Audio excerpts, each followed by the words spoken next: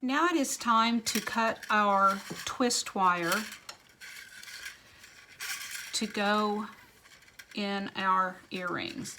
Now you can use either silver or gold. For this one I decided to use silver because I'm going to use the gold or gold filled twist wire on the other ones. So I thought I would do silver on this one just to have something a little bit different. I am using Argentium twist wire 21 gauge. The gold filled I ordered is also 21 gauge. It will fit the best with the drill bit that we have used because it will go through twice for our weave. With the crisscross earrings, we only needed it to go through once, but with this one we needed to go through twice, and it does that beautifully. So I realized how difficult it was to see on the small earring how to do the weave. So I've made this bigger pattern, and I'm going to use 2 colors of ribbon to do the weave so that it will be very clear for you to see. So first I've got this red ribbon, and just pretend that this is one of the wires. So we are going to go from the bottom up through the first 2 holes.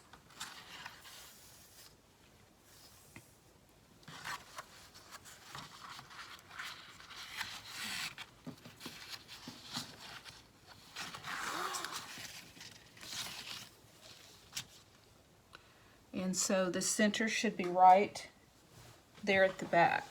Next, I have this turquoise ribbon that represents the second wire. So from the bottom, that will go up through the very next holes.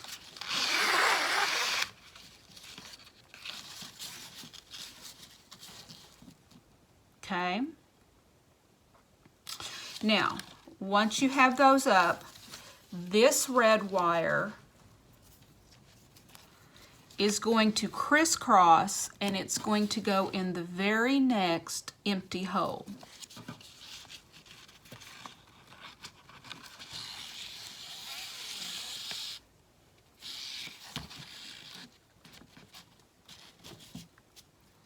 So you're basically skipping a hole. Then this one will crisscross in the opposite direction.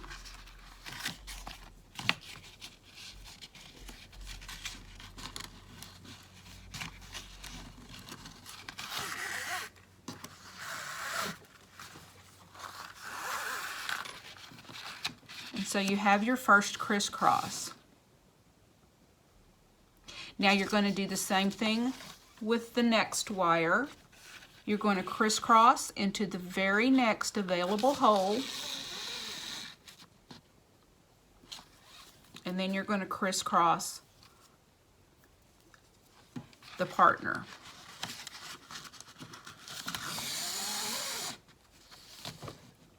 And there you have the basis to your weave. Now, on the back side, once you've gotten to that step, now you have all of your wires on the bottom.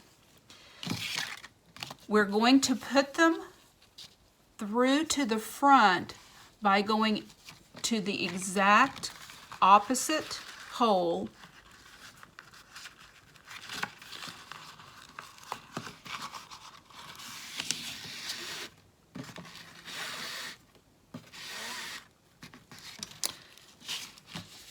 So now it came out of this hole, and I have merely taken it over and put it in its partner's hole. I'm going to do the same for this one.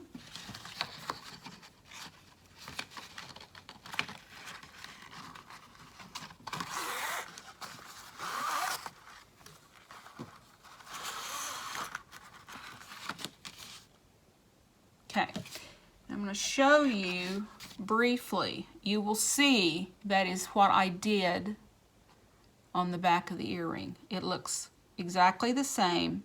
They're going inside their partner's holes all the way up. Okay? So again,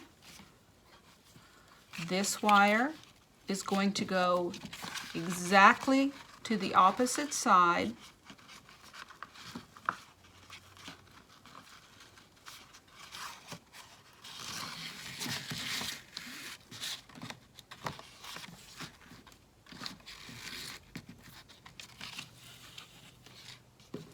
And then I'm going to put this one on, again, on its opposite side.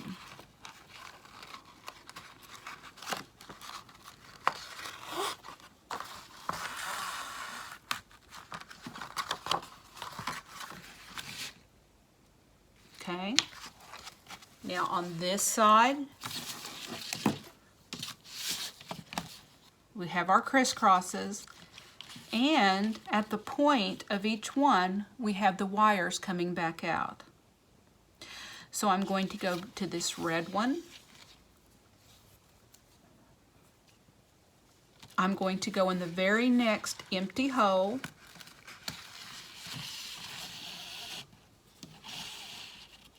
Okay. I'm going to do the same on this one.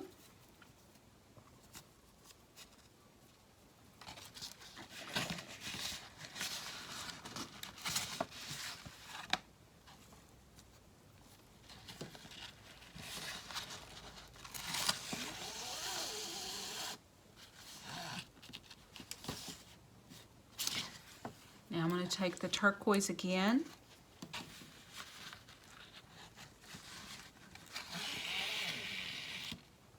I'm going to go into the hole, the very first, next hole that's empty.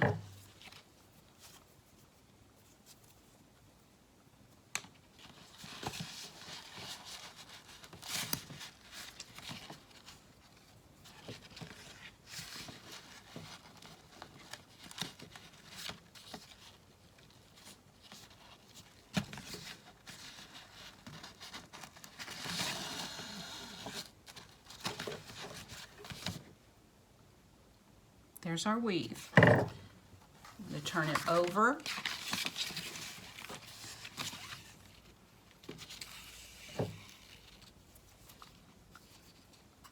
Again, I'm going to go in the opposite side, right directly across. And just so you know, the wire is much easier than this ribbon.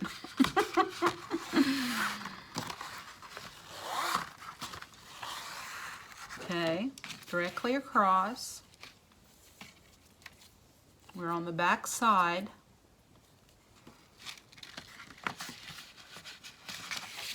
Directly across. With the wire, definitely you want to make sure you're snugging your wire up each time you put it through a hole. And then just double check as you go along to make sure that they haven't loosened up along the way.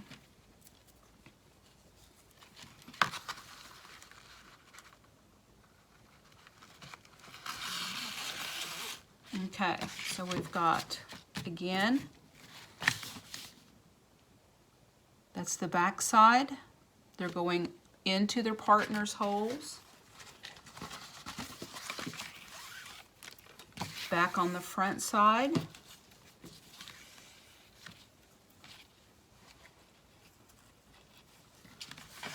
Going to go into the very first diagonal hole.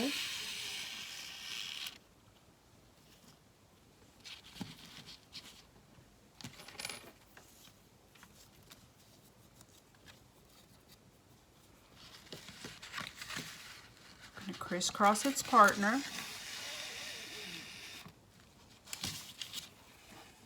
With the turquoise, I'm going to do the same.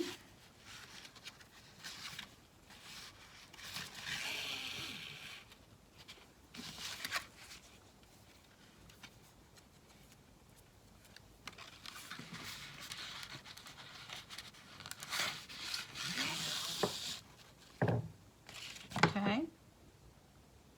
See how that weaves just very, very systematically, growing up the holes. again on the back.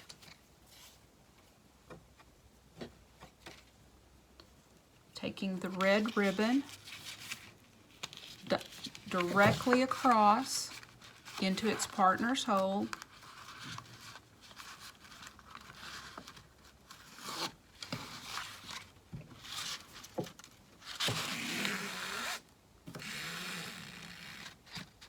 Same thing for this one.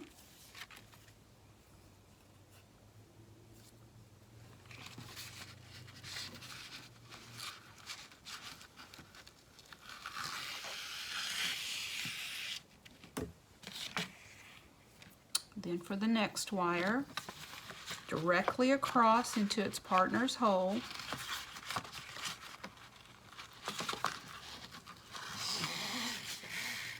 Okay.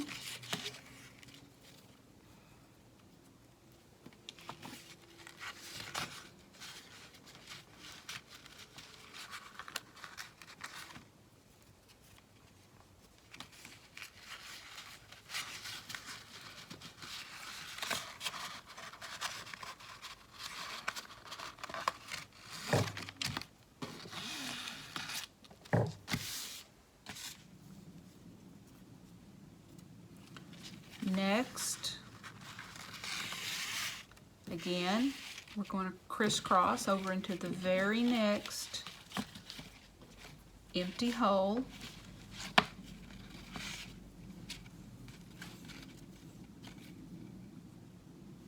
Do that again.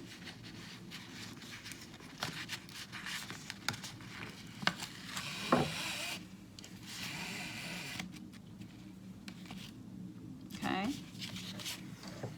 Take this wire or this ribbon, crisscross. I'm always starting at this side and going this direction. And you need to do that each time so that the pattern doesn't look off. If you notice that something looks wrong, double check that you didn't start on the wrong side. And if you haven't gotten too far, you probably undo it. But if you'll be very careful each time you do it, you'll keep it going correctly. Okay. Again on the bottom.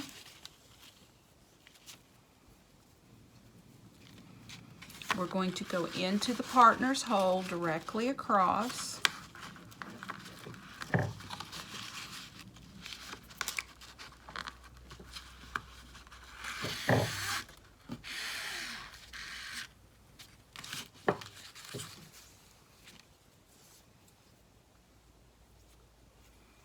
The same on this side.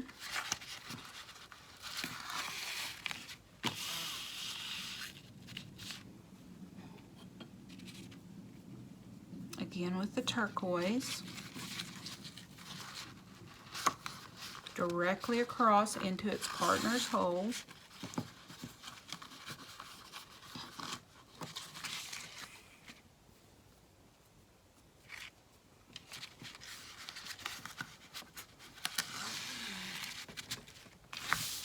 We're back out to the front.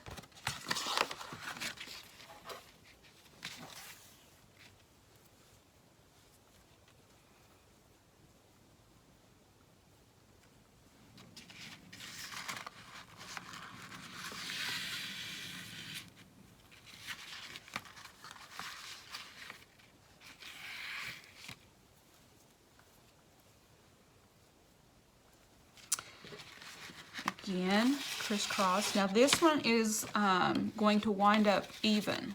They're not going to have any loose holes, even though this is on a slant. And if you plan your holes like that, it's going to work out easier. But if you have an additional hole up here, I'll show you how to, we just basically take the wire and just make an extra loop. But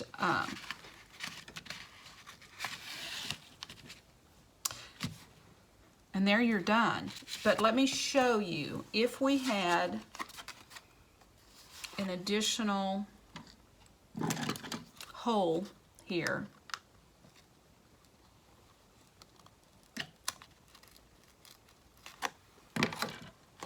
Because depending on whether or not you have the curve or this one, you can easily wind up with one or even two extra holes. But again, if you don't want to do that, then you can certainly space them where they'll wind up together in pairs. That's a good way to put that.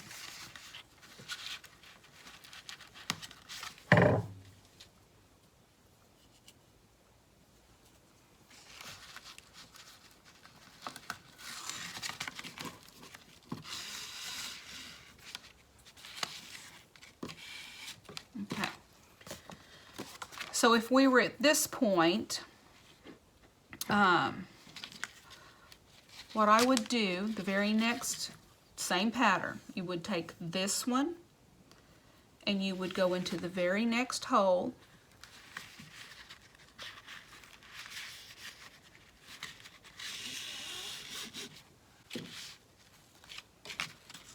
Now if you only had the one extra hole,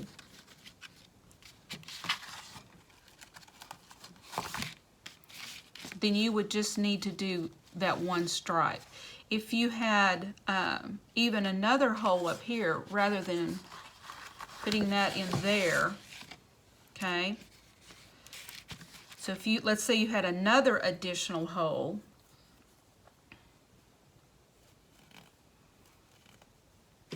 what I would do on this one is I would go in the hole directly above it.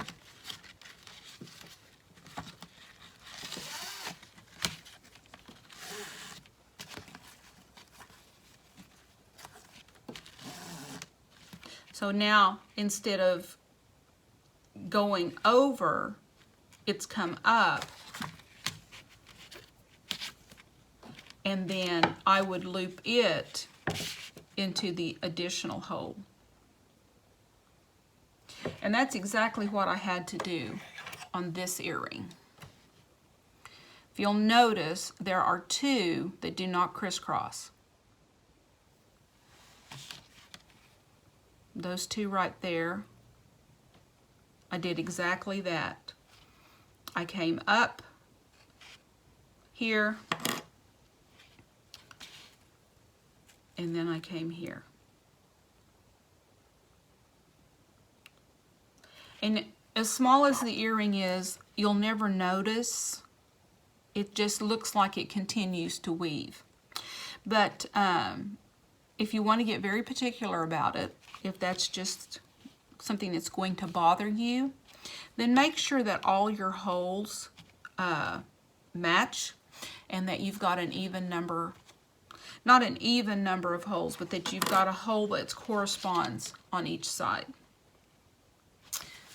So I'm going to redo this again, and I'm going to take detailed photos that's going to be in the illustrated tutorial. But I hope doing it with the ribbon and the different colors helps you. I suggest just, you know, on the video, get your wires and just pause, do the next step, pause, do the next step, until you've got your earring complete.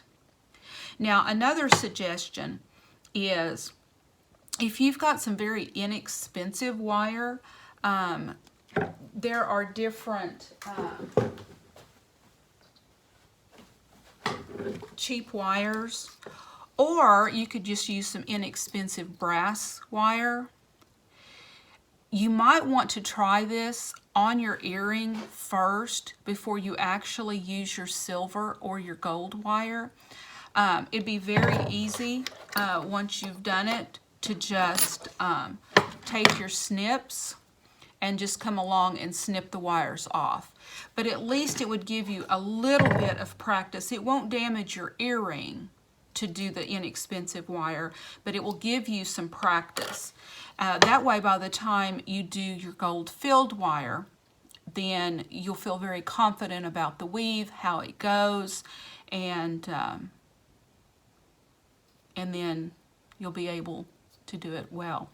But let me encourage you, brass, copper wire, colored wire, you can get these anywhere at a craft shop, at Michael's or Hobby Lobby, probably at Joann's, but give it a try before you do your gold or your silver wire. Now, as far as the measurements of how much you're going to need, that's going to depend on how many holes you put and how close together. This is a number 3 pattern, and I need at least 12 inches per piece for this one. It's another thing that you could do using your scrap. Now, if you didn't put your holes very close together, you're going to need less wire.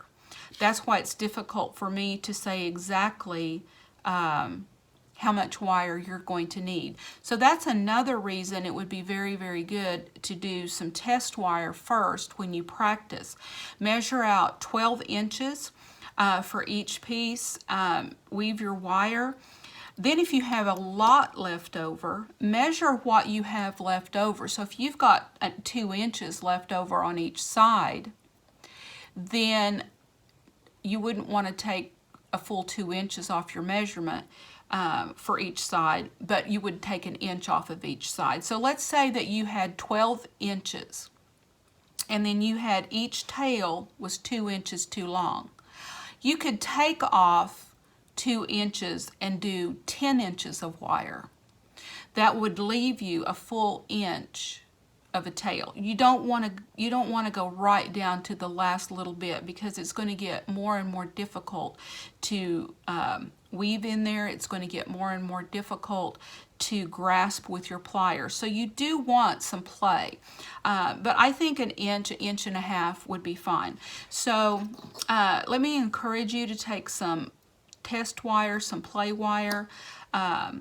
That way you'll know exactly how much gold or how much silver wire that you want to use. Now, this is going to take more wire than this one, because we're also spanning up and over the 2 cylindrical wires. We're going to be doing these in here, so they're going to have less width to span. Also, I think I will space these holes out a little bit more than I did these. And we'll see how that goes.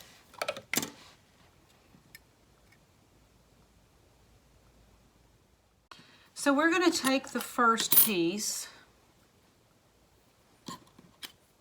and from the bottom, we're going to find the very bottom 2 holes. We're going to thread it through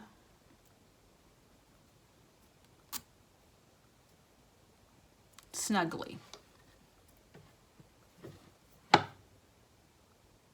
Okay. Now we're going to take the second piece. We're going to do it exactly the same way, but in the next 2 holes.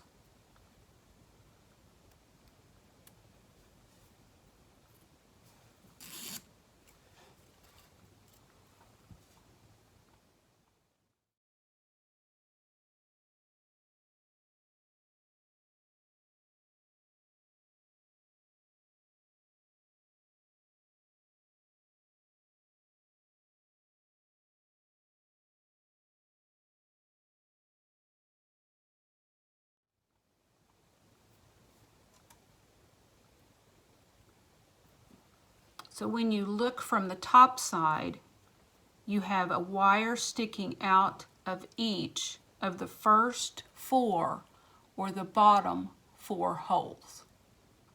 Now we are going to take the bottom right wire. We're going to bend it over and we're going to place it in the very next hole on the left-hand side.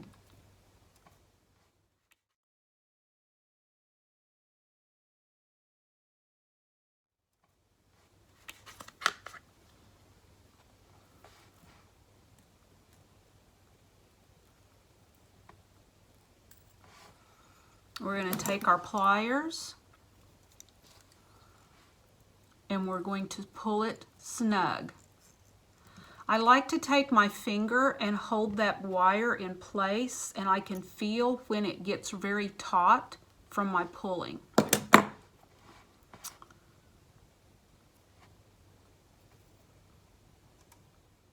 Next, we're going to take the bottom left wire.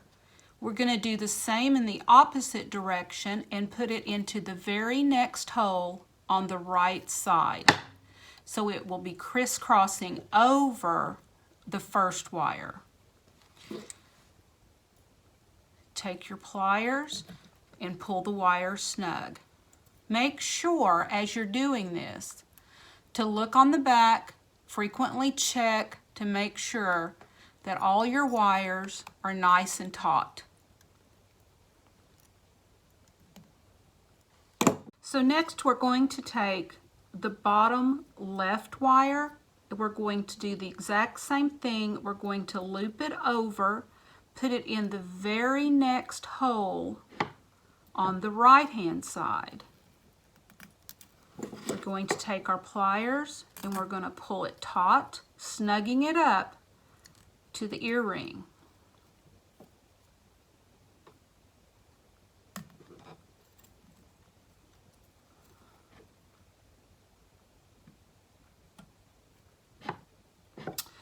So now what you have a crisscross that has skipped a hole where these two wires are sticking out of.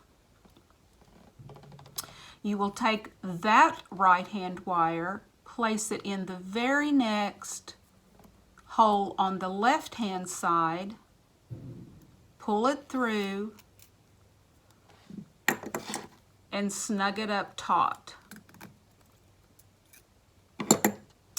Then this wire that remains on the left hand side, loop it over into the very next hole on the right hand side. With your pliers, again, snug it up taut.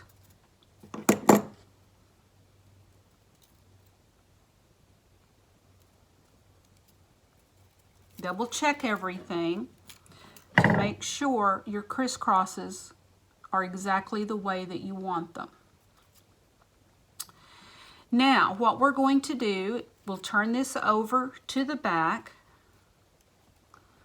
We will take the bottom right and we will loop it over right into its partner's hole. So we are not crisscrossing, we are merely putting it right through to the hole next to it.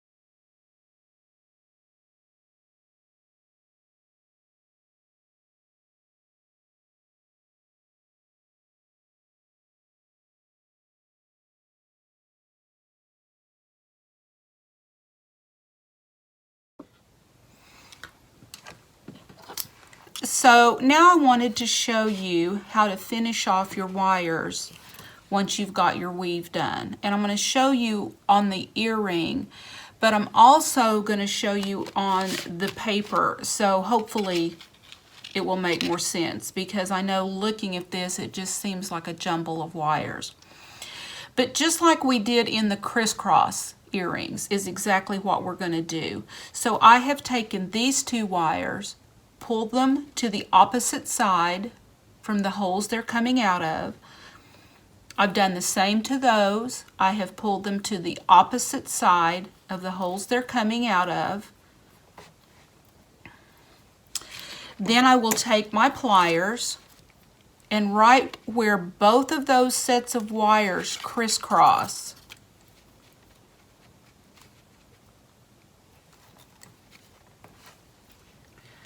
I'm going to pinch them. Got all 4 wires, and then I'm just going to twist, one twist around. Now that wire was work hardened and it broke, but that's okay because it did twist. Okay, now I'm going to clip the ends.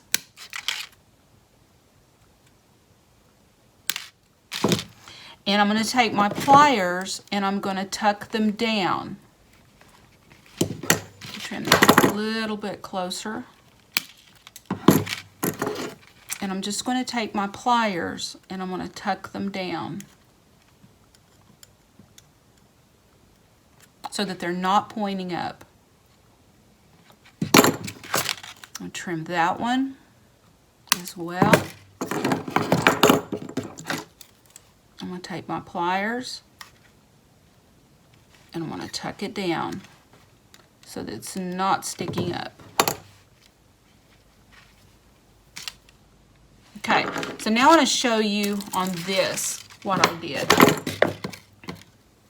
Okay, so these 2 wires on this side, I pressed that direction. Okay. These 2 wires, I pressed this direction. So now we have a crisscross. I pinched them right there in the center, and then I did a 180 turn so that they're pointing back the other direction. Now this ribbon will not stay because obviously it's fluid like ribbon, but the wires will stay. That's all that they need to hold them in place. So then I trimmed here and I trimmed here, and then because they're going to be raised a little bit, you can tuck them down towards the earring. And that's how you finish the backs. It's exactly the same as we did on the crisscross earrings, but now we've got 2 wires instead of 1. I wanted to talk to you guys just a little bit about using that gold-filled wire. It is sterling silver wire that has been coated multiple times with 14 karat gold. You will hear the words gold filled, and you will also hear other terms for it. The gold filled has more gold on the outside, so that's why I always go with that one instead of the other. And even though we bought Dead Soft, which is the softest that you can buy, the sterling silver with the gold is much stiffer than the Argentium wire we used in the beginning. So I want to caution you, when something is stiffer and harder, generally it's more work hardened, and be very careful when you are looping over and putting into your holes, because if you kink it, then you're going to have to manipulate it with your pliers and your fingers, and that manipulation is going to cause even more work hardening. So just be very gentle and go very slow when you're working with the gold-filled twist wire. We don't want to have to anneal it, and I don't think it would help much anyway. It's just a harder metal, and it's just going to be stiffer. It worked beautifully, and but you're going to have to be a little bit more patient, and you're going to have to just be very careful that you don't kink it or loop it. Now, another thing that I wanted to talk to you about is that if you have, and let me tilt this down so you can see what I'm going to talk about. If you have in your weave, once you're done, and you looks like one of those wires is not quite where you want it, you can very gently pinch it, move it, even take a thumbnail and reposition it. So if as you're going, if you can do that, that's great. But through the process of weaving this, it still may move, even once you're done, if you're very careful. But that's okay. Just know that you can use your pliers to gently pinch and move and rotate. If you've got one that wants to pop up a little bit on the top, let's say it would be this one, you can hold it down with your finger, and then where it pops up on the back, take your pliers and just gently press it down, and it will hold it in place. So there's some tips to getting your weave exactly the way you want it. Now, the pictures show very detailed views, but if this is hanging on your ear, you're not going to notice. Of course, if you're going to sell this piece, you want your pictures to be stellar, so you're going to want the best pictures you can get, and they're going to show every flaw. So make sure that you get it just right and take your time. So remember, you can manipulate that weave with your pliers, but be very careful. You don't want to push too hard, and you don't want to pinch too hard, because if you manipulate too much, again, you run the risk of work hardening them so hard that they become brittle. So anyway, okay, let's get on to the next phase.